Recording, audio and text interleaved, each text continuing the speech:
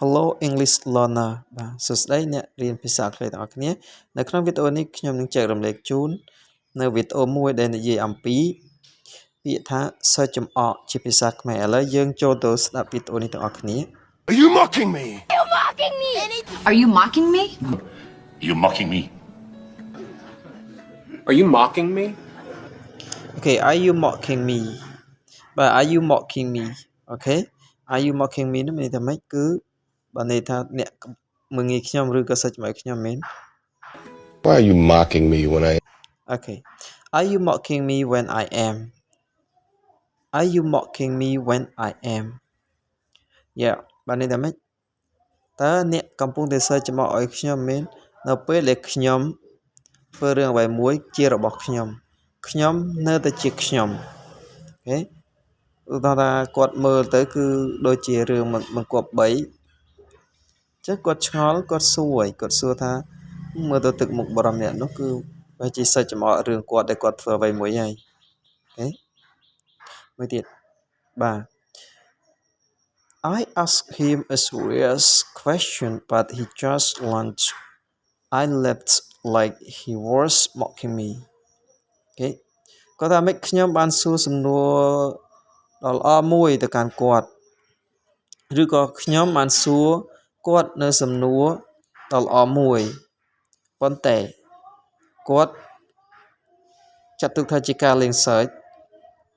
នៅពេលដែលខ្ញុំមិនចាក់ចេញ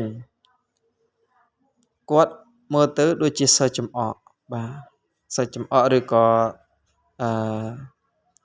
អូខេសើចចំអកឲ្យខ្ញុំអញ្ចឹងណាអូខេ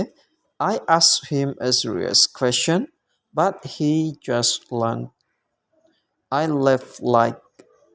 he was mocking me Okay I asked him នោះគឺ ask him ន័យថាសួរ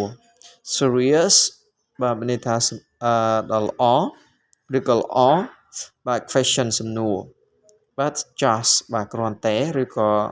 បាទ lunch ណាលេងសើចគាត់ចាត់ទុកអាសំណួរដែលគាត់សួរនោះជាការលេងសើចហើយនៅពេលដែលគាត់ចាក់ចេញ I left បាទគាត់ចាក់ចេញ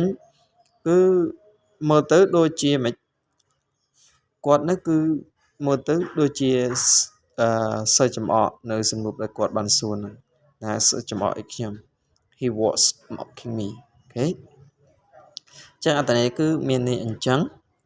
យើងប្រសិនបើយើងចង់ប្រើជាមួយនឹងស្ត្រីបាទបរិបទទី3ស្ត្រីយើងធ្វើបែបណាអូខេអញ្ចឹងយើងក៏អាចសួរសំណួរនិយាយបែបនេះបានថា She's mocking me when I am taking the examination អូខេបាទគាត់បញ្ហានាងហ្នឹងគឺកំពុងតែមើលងាយឬក៏នាងហ្នឹងកំពុងតែសើចចំអកឲ្យខ្ញុំ